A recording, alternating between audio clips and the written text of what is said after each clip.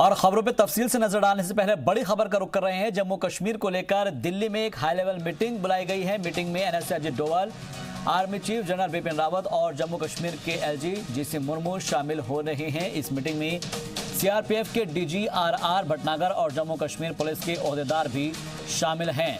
तो आखिर किस मामले को लेकर ये मीटिंग है, ये जानना भी बेहद अहम हो जाता है। जहां पर जम्मू कश्मीर को लेकर दिल्ली में एक हाई लेवल मीटिंग बुलाई गई है और इस मीटिंग में एनएसए यानी कि national security advisor Ajit Doval और army chief general Bipin Rawat के साथ साथ जम्मू कश्मीर के लेफ्टिनेंट गवर्नर जीसी मुर्मू भी इसमें शामिल है। इस मीटिंग में सीआरपीएफ के डीजी आरआर भटनागर और जम्मू कश्मीर पुलिस के ओहदेदार भी शिरकत कर रहे हैं। इसमें शामिल है वो भी आर भटनागर और जम्मू कश्मीर पुलिस के ओहदेदार भी शिरकत कर रहे हैं। इसमें शामिल है वो भी, लेकिन वजूहात क्या है ये जानना भी बेहद ज़रूरी है, क्योंकि क्या इसके पीछे की जो चीज़ें हैं वो निकल कर सामने आएंगी, ये जानने की हम कोशिश करेंगे। लेकिन फिलहाल आपको बता दें कि जम्मू कश्मीर को लेकर दिल्ली में एक हाई लेवल मीटिंग बुलाई गई है और आप अंदाज़ा इसी बात से लगा सकते हैं इस मीटिंग का कि इस मीटिंग में NSA Ajit Doval, army chief general Bipin Rawat और जम्मू कश्मीर के एलजी जीसी मुर्मू शामिल हो रहे हैं। और मीटिंग में सीआरपीएफ के डीजी आरआर भटनागर और जम्मू कश्मीर पुलिस के ओहदेदार भी इसमें शामिल हैं।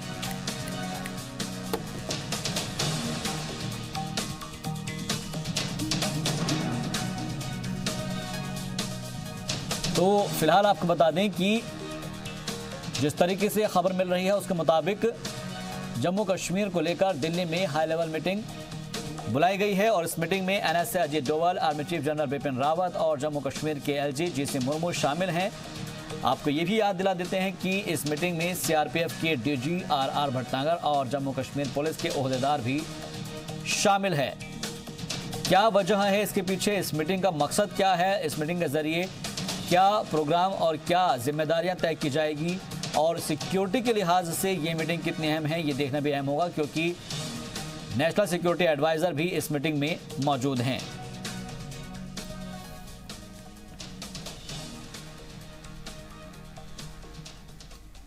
और अब खबरें तफसील से। मुल्क के कई रियासतों में हो रहे सिटीजनशिप अमेंडमेंट एक्ट के खिलाफ एहतजाजी मुजाहरे के बीच पाकिस्तान के पंजाब के रहने वाली खदीजा परवीन हिंदुस्तानी शहरी बन चुकी है। खदीजा की शादी के 39 साल बाद वो हिंदुस्तानी बनी है। आप देखिए कि किस तरीके से इस कानून का इम्प्लीमेंट किया गया है और उसके बाद क्या कुछ हुआ है इस रिपोर्ट के जरिए।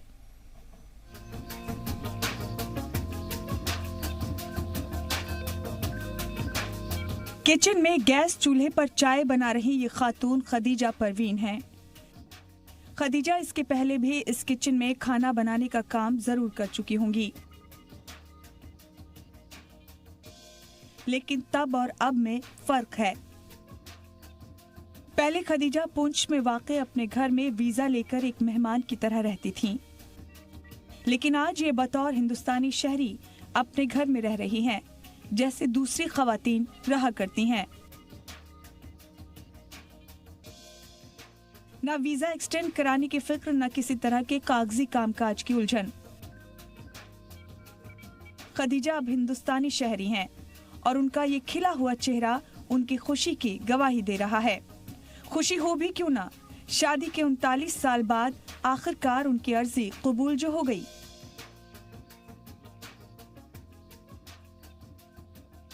वीजा एक्सीडेंट करवाकर हिंदुस्तान में दिन गिन गिन कर रहने वाली खदीजा अब पाकिस्तान जाएंगी तो हिंदुस्तानी पासपोर्ट पर जाएंगी। मेरी शादी 80 में हुई थी, तो आज मुझे नेशनलिटी मिली है, तो हम सब बहुत खुश हैं। मेरे मैके वाले भी खुश हैं। जब भी मैं जाती थी परेशानियां आती थी, कभी वीज़ा बढ़ाओ, कभी पासपोर्ट की डेट ख़त्म, कभी कुछ। अब अल्हम्दुलिल्लाह मैं पाकिस्तानी हूँ, इसके इंडिया पासपोर्ट पे जाऊंगी तो मुझे कोई परेशानी नहीं होगी। खदीजा परवीन और उनके शौहर मोहम्मद ताज हुकूमत के साथ साथ डीसी राहुल यादव का शुक्रिया अदा करते नहीं थक रहे हैं। और मैं शुक्रिया अदा करती हूँ गवर्नमेंट का और डीसी साहब का, जिन्होंने हमारी बहुत मदद की है।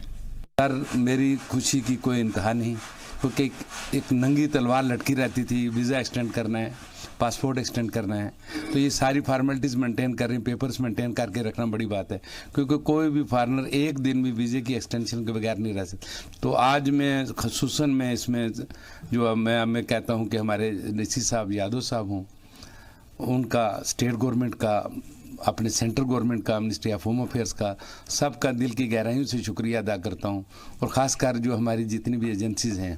तो मैं समझता हूँ कि ये सिटीजनशिप जो है ये शादी के हिसाब से जो शादी करके आते हैं उनके लिए ये उन्होंने दी थी और आज मिली है। और आज हम पूरा ख़ानदान वाले जो यहाँ के लोग रहने वाले हैं, मेरे ख़ानदान के, मेरे भाई, मेरे सब, वो बड़े खुश हैं कि ये नेशनलिटी हमें मिली है, सिटीजनशिप मिली है।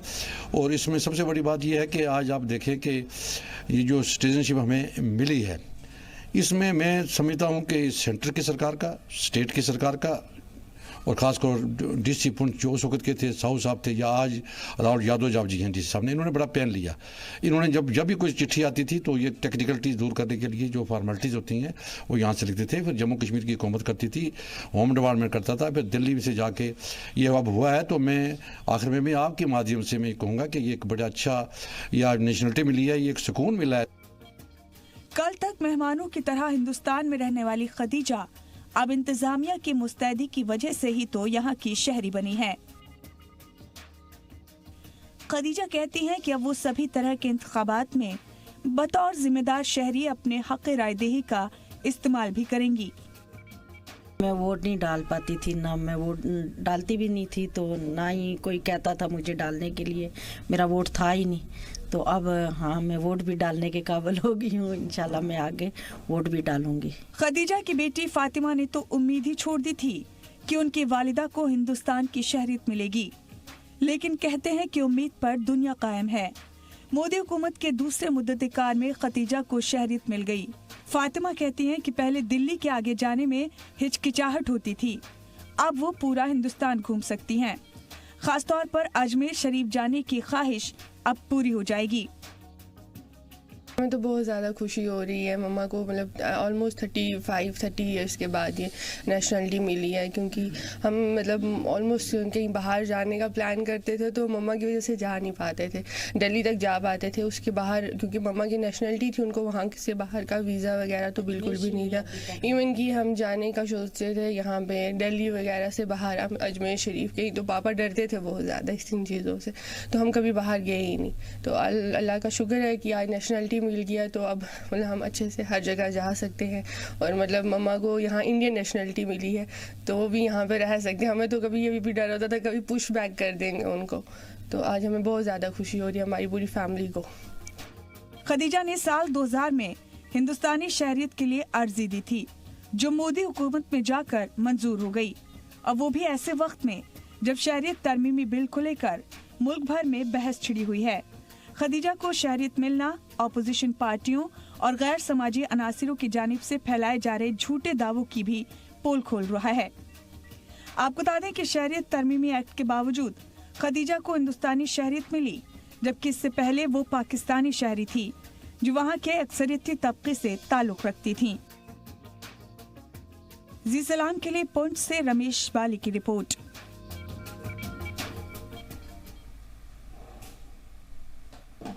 एलजी गिरीश चंद्र मुर्मू के जल्द ही इंतखाबात कराए जाने के बयान के बाद रियासत में सियासी सरगर्मियां शुरू होने लगी है। बीजेपी ने इसकी तैयारियां भी शुरू कर दी है। गांदरबल में बीजेपी को मजबूत करने की जिम्मेदारी नजीर अहमद रैना की है और उन्हीं की क़यादत में इंतखाबात की तैयारी की जा रही है। इस सिलसिले में बीजेपी के worker door to door campaigning कर रहे हैं और लोगों को जोड़ने की कोशिश कर रहे हैं। जा रहे हैं। आज हमने ये ब्लॉक सफापुरा का दौरा किया। यहाँ के बीडीसी चेयरमैन साहब भी मेरे सामने साथ ही बैठे हैं। आज से हमने शुरू किया कि एक इलेक्शन की एक प्रक्रिया है ये, और सबसे बड़ी बात यह है कि हम लोगों तक ये आवाज़ पहुँचाना चाहते हैं कि जो सरपंच साहिबान है, सरपंच साहिबान के साथ तालमेल में रहिए और गरीबों के काम जो है वो सरपंच साहिबान ही कर सकते हैं। जम्मू कश्मीर में बीजेपी की मकबूलियत में इजाफा होता जा रहा है। अनंतनाग में पीडीपी और कांग्रेस के तकरीबन 21 सरपंचों और पंचों ने बीजेपी में शमूलियत अख्तियार की है और ये तमाम लोग अनंतनाग के अचबाल इलाके से ताल्लुक रखते हैं। इस मौके पर जम्मू कश्मीर बीजेपी के सेक्रेटरी अशोक कौल और सूफी यूसुफ ने शिरकत की।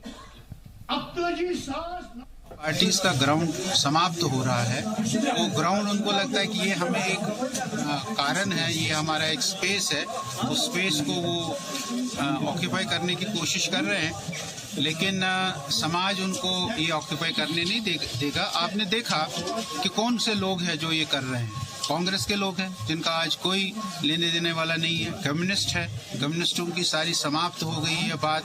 इसलिए मुझे लगता है कि सारे देश भर में, आपने सुना होगा हमारे गुजरात के जो शाही इमाम थे उन्होंने बयान दिया, दिल्ली के शाही इमाम का बयान आया है, उन्होंने लोगों को वायलेंस नहीं करने के लिए बार बार अपील कर ली। ये वायलेंस जो सारे देश भर में हो रही है गलत हो रही है, और उसके साथ उस नागरिकता कानून का कोई लेना देना नहीं है। और मैं फिर से एक बार जम्मू कश्मीर के लोगों को बधाई देता हूँ कि उन्होंने उसको समझा और किसी के ट्रैप में नहीं आया। जम्मू कश्मीर से आर्टिकल 370 के खात्मे और यूनियन टेरिटरी बनने के बाद वादी में पहली बार नेशनल कॉन्फ्रेंस और पीडीपी की पहली सियासी मीटिंग श्रीनगर में हुई। वाज़ेह है कि इन पार्टियों के बड़े लीडरान अब भी नज़रबंद हैं और नेशनल कॉन्फ्रेंस की मीटिंग रियासती सतह की थी, जिसमें 250 लोग शामिल हुए। इन्हें वादी के अलग अलग हिस्सों से मदऊ किया गया था और मीटिंग श्रीनगर में एनसी के सदर दफ्तर में हुई। इस मीटिंग में नज़रबंद कैदियों को रिहा करने का मुतालबा किया गया। एनसी के एमपी हुसैन मसूदी ने कहा है कि सूबाई सतह की मीटिंग का मकसद कारकुनान को यह पैगाम देना है कि उन्हें लोगों और दीगर फरीकों को दरपेश मसाइल के लिए जिंदा रहना है। दूसरी जानिब पीडीपी की मीटिंग पार्टी के ऑफिस सिटी सेंटर में हुई। मीटिंग पार्टी के बानी मुफ्ती सईद की बरसी मनाने के हवाले से की गई और इसके अलावा कई इशूज़ पर बातचीत हुई। मीटिंग में मुतालबा किया गया कि आला क़यादत को रिहा किया जाए और उसके बाद ही पार्टी अगले और आगे के लाहे अमल पर गौर करेगी। स्टैंड कौन लेगा? क़यादत लेती है ना, फैसला तो वही लेते हैं। उनको आपने जेलों में बंद रखा है। इवन उनको ही नहीं, आप देखिए जो यहाँ के इलेक्टेड रिप्रेजेंटेटिव्स है वो उनको सेफ्टी एक्ट लगाया गया है, तो कैसे ही चलेगा कश्मीर का कारखाना? फ्यूचर स्टेप यही होगा, बस पार्टी क़यादत आज़ाद हो जाए तो वो जो फैसला लेंगे हम उसके साथ है। वो फैसला हम उसमें फैसला नहीं कर सकते हैं। एक पॉलिटिकल अफेयर कमेटी बैठेगी, इसके लिए सारा कुछ देखते हैं उनका क्या होगा, मिशन क्या होगा हमारी पार्टी का। वो तो पहले जो है अब चेंज हो गया। ये आर्टिकल 370 जो है इसको कैसे क्या करेंगे इसके बारे में वो वही फैसला कर सकते हैं। श्रीनगर में मेयर और डिप्टी मेयर के कामकाज से बाकी के कॉरपोरेटर खुश नहीं हैं और वे मेयर और डिप्टी मेयर को ओहदे से हटाने की कोशिश में हैं। खबरों के मुताबिक बीजेपी श्रीनगर म्युनिसिपल कॉरपोरेशन पर कब्जा जमाने की कोशिश में है। एक रिपोर्ट देखिए।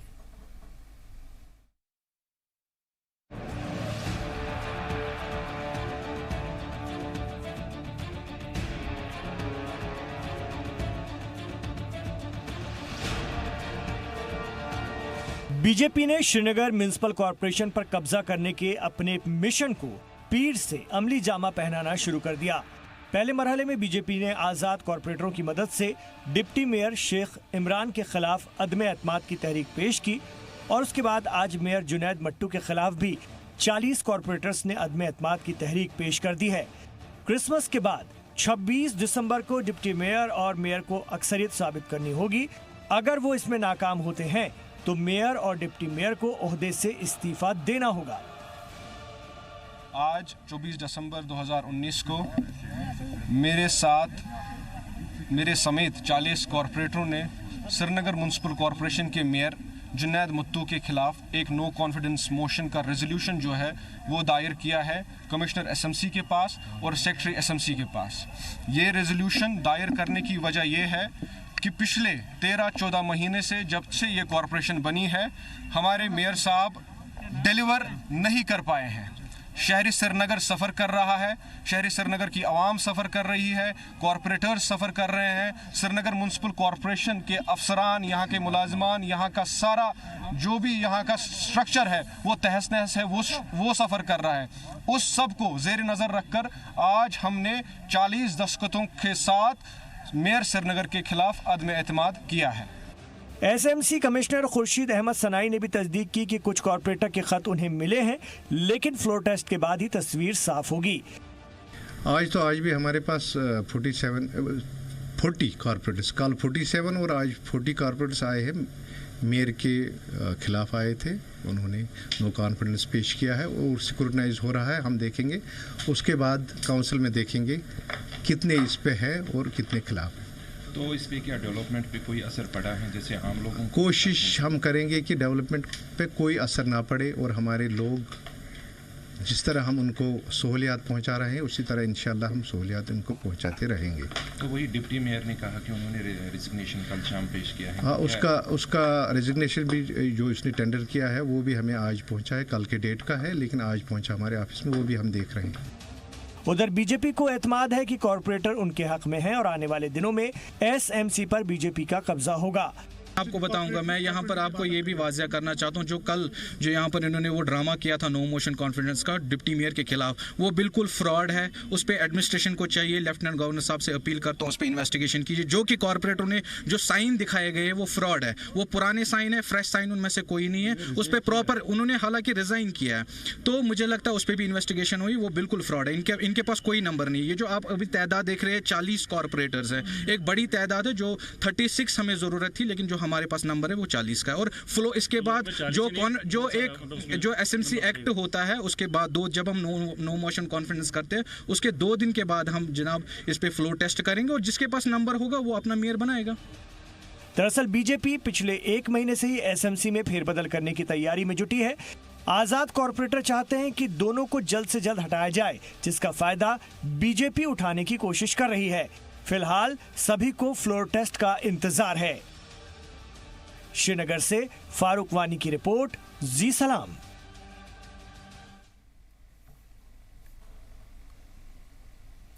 जम्मू में डोगरा फ्रंट ने शहरियत तरमीम कानून की हिमायत की है और इसके लिए वज़ीर-ए-आज़म नरेंद्र मोदी का शुक्रिया भी अदा किया है। फ्रंट की जानिब से एनआरसी की भी हिमायत की गई है और पूरे हिंदुस्तान में जल्द से जल्द एनआरसी नाफिज करने की भी अपील की गई। सरकारें आती हैं, सरकारें जाती हैं, देश रहना चाहिए। श्रीमान मोदी जी, कड़े शब्दों के अंदर आपको कहने का प्रयास करना चाहता हूं, कड़े फैसले आपने जो लिए, हिंदुस्तान आपके साथ है। अरे झारखंड गया, राजस्थान गया, मध्य प्रदेश गया, 70 वर्ष किसी ने कड़े फैसले नहीं लिए। अगर आपने कड़े फैसले लिए, हिंदुस्तान आपके साथ है।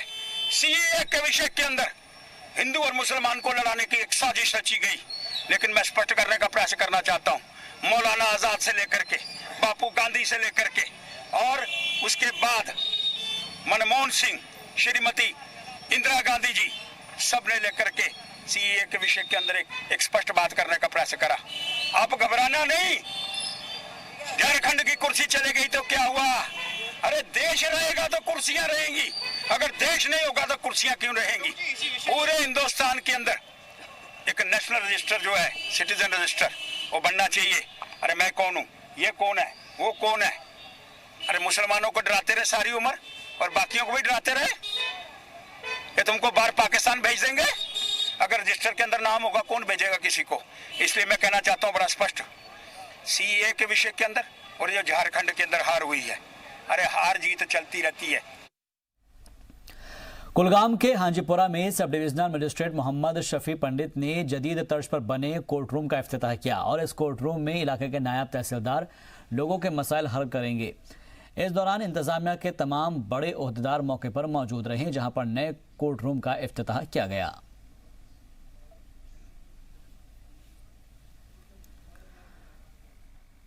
कुलगाम के डीडीसी शौकत एजाज भट्ट ने district level task force committee यानी कि DLTFC की एक मीटिंग की सदारत की और जिसका मकसद तिजारत को फ़रोग देने के लिए मुतअद्दिद माली मदद फराहम करना और उन पर तबादला ख्याल करना था। इस मीटिंग में कई मामलात उठाए गए हैं और जिसमें 139 मामलों में 4.70 करोड़ रुपए मंजूर किए गए हैं। ये तमाम दरख्वास्तें KVIB DIC कुलगाम और KVIC कमेटी के जरिए ऑनलाइन हासिल की गई थी और इस मीटिंग में कमेटी के तमाम मेंबरान और कई बैंकों के नुमाइंदे भी मौजूद रहे। सेल्फ सफिशिएंट हो जाए और जो भी IC स्कीमें हैं उनमें भी आपने देखा काफ़ी जोश था बच्चों में और हमने भी जहाँ टेक्निकल सेशंस हैं हम उनको दे रहे हैं। हमारे पॉलिटेक्निक हैं, ITIs हैं यहाँ और हमारे डिस्ट्रिक्ट इंडस्ट्री सेंटर्स हैं या KVIC है, KVIB है, जो भी प्रोग्राम है ये जहाँ तक एम्प्लॉयमेंट जनरेशन का है, हम इसके सिलसिले में डिस्ट्रिक्ट में भी एक ज़ोरदार तहरीक शुरू कर रहे हैं और उसी सिलसिले की एक और कड़ी थी ये। शोपियां ट्रैफिक पुलिस ने गाड़ियों के दस्तावेज और सील्ड बेल्टों के इस्तेमाल की जांच पड़ताल के लिए शहर के एंट्री पॉइंट पर एक खुसूसी टीम को तैनात किया है ताकि कानूनी शिकनी करने वालों को सजा दी जाए। और इस टीम ने कई भारी गाड़ियों के जरूरी दस्तावेज की कमी और सीट बेल्ट के अदम इस्तेमाल पर चालान किया। स्पेशल टीम ने ट्रैफिक रूल्स को फॉलो करने के लिए लोगों को बेदार भी किया ताकि लोगों की जिंदगी और इमलाक की हिफाजत की जा सके। वहीं लोग इस स्पेशल टीम की ड्यूटीज में मुतमईन नजर आए और लोगों ने कहा कि कानून के ऊपर कोई नहीं है और इसे सख्ती से फॉलो करना चाहिए। हम चालान करते रहे और इस वक्त तक हमने 7-8 चालान किया है, तो ये हमेशा प्रैक्टिस हमारी है, हम डेली चालान करते हैं। क्या कमी रहती है ड्राइवर साहबान के? ड्राइवर साहबान को ये कमी है कि कभी इनके कागज़ होता है, सीट बेल्ट इनके पास नहीं होता है। हम बार बार इनको अवेयरनेस करते हैं, आप सीट बेल्ट लगाओ, नहीं लगाते इसके खिलाफ हम चालान देते हैं। ड्राइवर या तो ओवर हाइट होती है, यहाँ पे माल का सीज़न है, फ्रूट का सीज़न है, तो ये लोग अक्सर ओवर हाइट गाड़ी से ऊपर माल रखते हैं। या तो इनके पास पोल्यूशन नहीं होता है या इंश्योरेंस नहीं होता है। एक्चुअली यहाँ पे एक चीज़ है, यहाँ पे या डॉक्यूमेंट की कमी रहती है, रिन्यूअल यहाँ पे नहीं होता है, जैसे कि टोकन पेड नहीं होता है या मतलब ये चीज़ें। और यहाँ पे पार्किंग की प्रॉब्लम है, पार्किंग नहीं है लोगों के पास। लोग सड़कों पे गाड़ियाँ रखते हैं और चले जाते हैं दुकानों पे, और उस वजह से यहाँ पे मतलब ये होता है, जाम की वजह बन जाती है वो। अब ये अच्छी ड्यूटी करते हैं, हम इनको अच्छी तरह से देखते हैं, क्योंकि अगर ये ना होते तो हमें इस कोरा में बहुत सख्ती हो जाती थी। इनकी वजह से हम अच्छे मूवमेंट कर सकते हैं। हम होंगे इसीलिए चालान करते हैं, और टेकिंग करते होंगे इसलिए चालान करते हैं। तो आप क्या किस तरीके से इनकी ड्यूटी अच्छी होती है, हम इनकी ड्यूटी से बहुत मुतमईन हैं।